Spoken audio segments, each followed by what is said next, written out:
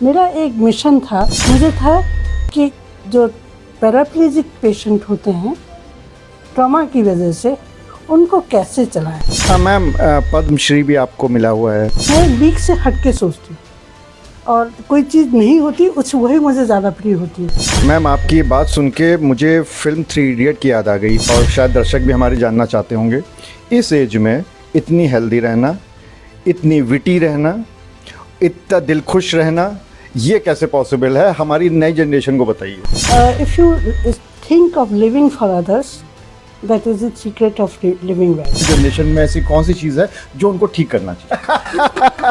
हम लोग के जैसे ही उम्र 30-35 साल की होती है, 40 साल की होती है, और उसके बाद हम लोग सोचना शुरू कर देते हैं ना कि अब तो ज़िंदगी निकल गई, अब ज़िंदगी में रखा ही क्या है। कोई पढ़ने लिखने के लिए कहता है तो कहते हैं अरे वो तो उसकी उम्र निकल चुकी है। कोई नया काम करने के लिए कहता है तो भी यही कहते हैं कि अरे अब तो क्या है, थोड़ी सी ज़िंदगी बची है। लेकिन ऐसा नहीं है। हमारे देश में कुछ लोग ऐसे भी हैं जो कि एक एग्ज़ाम्पल क्रिएट करते हैं आपके लिए, हमारे लिए, और ये बताते हैं कि ज़िंदगी में कुछ भी सीखने की कोई उम्र नहीं होती।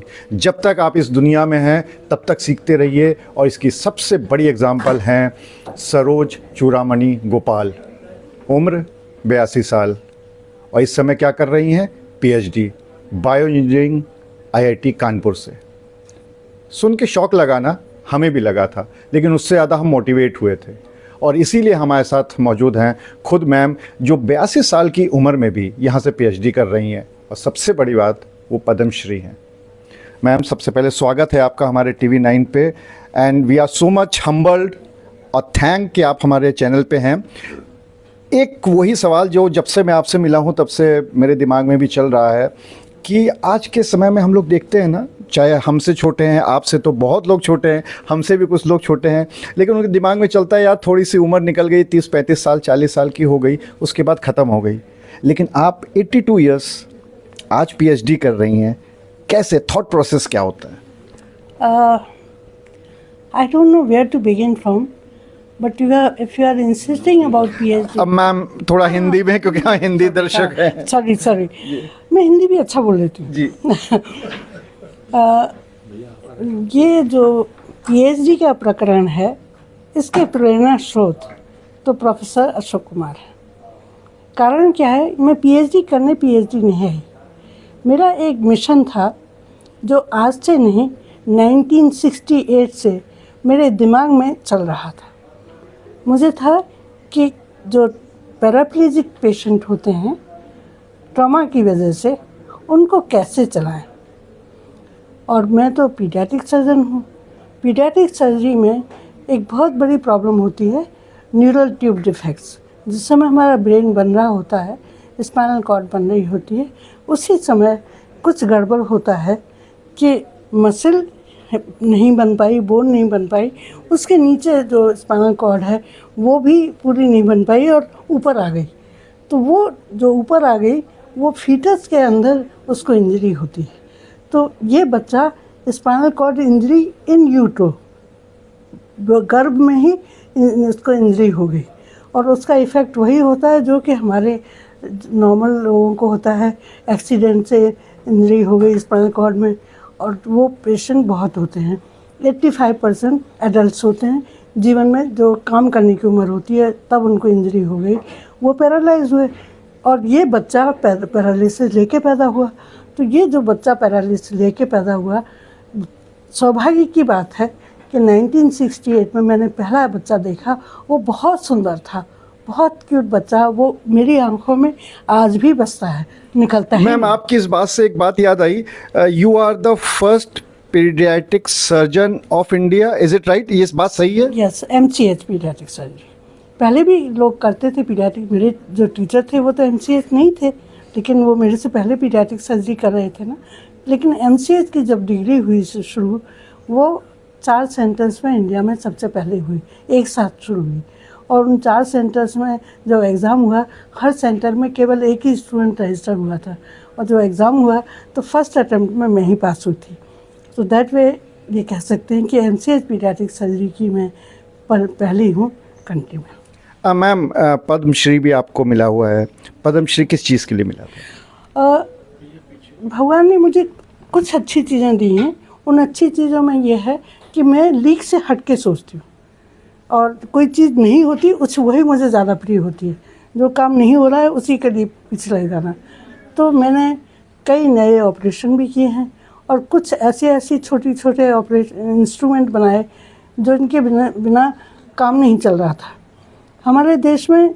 मैं सोचती हूँ बनारस हिंदू यूनिवर्सिटी में पीडियाट्रिक सर्जरी में मैं काम करने पहुँची ऑल इंडिया इंस्टीट्यूट की ट्रेनिंग के बाद। तो ऑल इंडिया इंस्टीट्यूट दिल्ली और कलकत्ता के बीच में कोई दूसरा पीडियाट्रिक सर्जरी का सेंटर था ही नहीं, खाली BHU था। तो यहाँ तक पेशेंट पहुँचे उसके लिए, और हम तब उससे कहें बनारस में पहुँच गया बेचारा कि भाई हम तो कर नहीं सकते, ये हमारे पास इंस्ट्रूमेंट नहीं है, ये नहीं है, ये नहीं है, दिल्ली चले जाओ। मुझे लगता था ऐसा ही है जैसे मुझे कोई कह दे कोई प्रॉब्लम के लिए कि अमेरिका चले जाओ, कि मैं किसी पेशेंट से ऐसे कहूँ कि दिल्ली चले जाओ बनारस से। तो I use to take these things also as a challenge. तो आप इमेजिन कर सकते हैं 74 में मैं बनारस में थी, वहाँ कोई भी थिएटर एयर कंडीशन नहीं था, और बिना एयर कंडीशन के और गर्मियों के दिनों में मेजर ऑपरेशन करना कितना मुश्किल काम हो सकता है। एक बार एक पेशेंट था जिसको यहाँ का बहुत बड़ा डिफेक्ट होता है, जिसका ब्रेन से कनेक्शन होता है, एनकेफेलोसील कहते हैं। उसका ऑपरेशन मुझे और न्यूरोसर्जन को मिलके करना था। 3-4 घंटे मिनिमम लगने थे, और गर्मी के दिन थे। मुझे लगा ये तो इतनी गर्मी में नहीं हो पाएगा ऑपरेशन, तो बहुत गरीब थे, जा भी नहीं सकते थे। तो आप इमेजिन कर सकते हैं पहला इनोवेशन मैंने ये किया कि एक टेबल बनाया लकड़ी का, उसमें छेद किए ऐसे बहुत सारे, और उसके नीचे एक ट्रे बनाई, उसमें आइस क्यूब्स रखे, और उसके नीचे जो छोटा फैन होता है वो लगा दिया। तो फैन से ठंड, और बच्चे को उसके ऊपर लिटा के ऑपरेशन 4 घंटे का किया। जब ठंडा होने लगता था तो आइस ट्रे और फैन बाहर कर देती, फिर कम फिर कर देते। तो that was my first innovation. और उससे बाद बच्चे फिर मेजर ऑपरेशन, फिर एनेस्थेटिस्ट और सर्जन नहीं कह पाता था कि हम नहीं एनेस्थेटिस्ट, क्योंकि हम सारे मेजर ऑपरेशन उससे करने लग गए।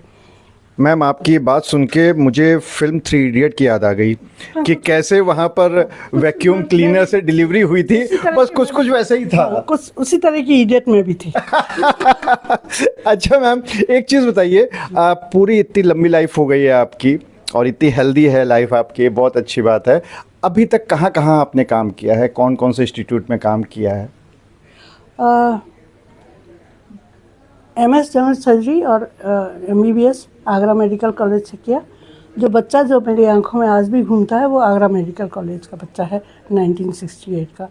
उसके बाद MS जनरल सर्जरी करने वाली भी UP की पहली महिला थी। जनरल सर्जरी में MS कर देते ही नहीं थे लोग, तो मैंने MS जनरल सर्जरी में किया। थ्रेट मुझे देना पड़ा अपने प्रिंसिपल साहब को कि अगर आप मुझे नहीं देंगे तो फिर मुझे कोर्ट में जाना पड़ेगा। तब फिर मुझे दिया गया MS जनरल सर्जरी करने। सारे लोगों ने कसम खा ली, मेरे सीनियर और मेरे जूनियर और मेरे बराबर, कि एक लड़के की सीट जा रही है, लड़की MS करने जाएगी। कसम खा ली कि 1 महीने में ना छोड़ के भागी तो क्या है। फिर नहीं, मैं भागी, कर लिया MS। उसके बाद all India institute paediatric surgery किया MS MCH। उसके बाद BHU आ गई। फिर BHU में 1984 में मैं लंदन गई। वहाँ पे children hospital for sick children है, इंस्टीट्यूट ऑफ चाइल्ड हेल्थ उनका। तो that is suppose to be UK's best hospital. वहाँ 1 साल काम की, वहाँ पे पीडियाट्रिक यूरोलॉजी और न्यूनेटल सर्जरी में काम किया। उसके बाद वापस इंडिया में आ गई। फिर 1995 में 1 साल के कॉमनवेल्थ सीनियर कॉमनवेल्थ फेलोशिप में 3 महीने के लिए गई। अब मैं सीखने गई थी minimal invasive surgery, laparoscopic surgery in children. उस समय तक खाली लेप्रोस्कोपिक के नाम पे खाली डायग्नोस्टिक करते थे, कोई ऑपरेशन नहीं करते थे। तो देन आई रियलाइज कि वहाँ पे भी कुछ नहीं कर रहे हैं उस काम के लिए, मैं तो कुछ सीख नहीं पाई। Then I went again after 1 year to Germany to learn laparoscopic child surgery, and then in Finland after 1 year. तो बाकी हिंदुस्तान में ही काम करती थी। बाकी हिंदुस्तान में काम करती। ये तो आपकी पूरी जर्नी हो गई। अब मुझे आपसे कुछ जानना है, और शायद दर्शक भी हमारे जानना चाहते होंगे। इस एज में इतनी हेल्दी रहना, इतनी विटी रहना, इतना दिल खुश रहना, ये कैसे पॉसिबल है? हमारी नई जनरेशन को बताइए। If you think of living for others, that is the secret of living well. अब इसको हिंदी में बताना पड़ेगा। हिंदी में मैं कहना चाहूँगी कि आप दूसरों के लिए जीना सीखना चाहें तो आपका शरीर खुद ठीक होता है। यहाँ आने से पहले कुछ ठीक होने का क्रेडिट तो अगेन आई वुड से कि प्रोफेसर अशोक कुमार साहब को जाता है, क्योंकि अगर ना मैं पीएचडी करने आ रही थी तो मेरे हस्बैंड की डेथ हुई थी 2018 में। उसके बाद विश्वास करिए 2024 के बिगनिंग तक कोई दिन होता नहीं था पूजा का जब मैं भगवान से ये ना कहती हूँ कि हे भगवान अब वाइंड मी अप, मेरा अब मुझे बुला लीजिए, ये कहती थी। क्योंकि मेरे हस्बैंड बहुत ही ज़्यादा बढ़िया इंसान थे। उनका लॉस केवल पति का लॉस नहीं था, एक बहुत अच्छे दोस्त का लॉस था जिसे मैं नहीं कोप कर पाती थी। तो रोज़ ही सुबह भी रो लेती थी 1 घंटा, रात को भी सोने से पहले, और जीवन चल ही रहा था। बोर होती रहती थी, टीवी देखती रहती थी थोड़ा बहुत।